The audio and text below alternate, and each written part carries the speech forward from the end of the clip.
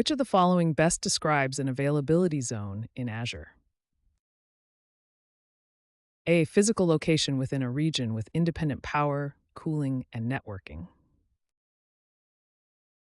B. A logical grouping of resources within a region. C. A set of virtual machines distributed across multiple regions. D. A backup solution for disaster recovery. The correct answer is a physical location within a region with independent power, cooling, and networking. An availability zone is a physically separate location within an Azure region, each with independent power, cooling, and networking. This ensures high availability and fault tolerance. The other options do not accurately describe an availability zone. How do availability zones enhance the reliability of applications hosted in Azure?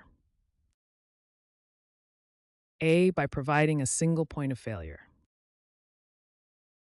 B. By distributing resources across multiple regions. C. By ensuring resources are isolated from failures in other zones within the same region. D. By offering a backup solution for data. The correct answer is C. By ensuring resources are isolated from failures in other zones within the same region. Availability zones enhance reliability by isolating resources from failures in other zones within the same region. This ensures that if one zone experiences an issue, the others remain unaffected.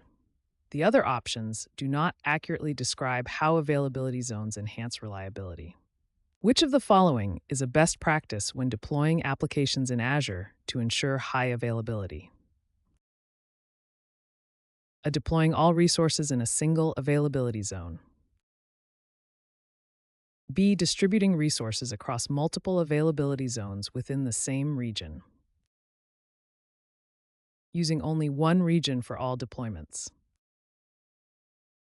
D. Relying solely on virtual machine backups.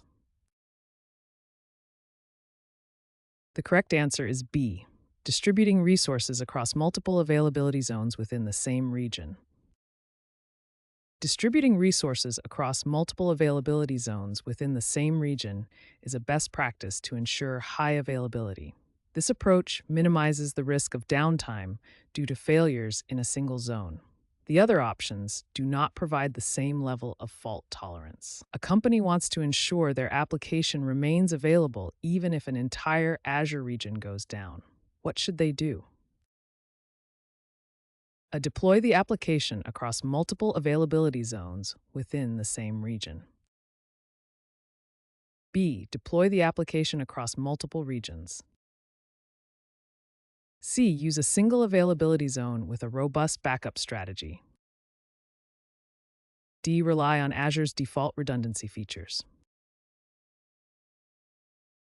The correct answer is B. Deploy the application across multiple regions.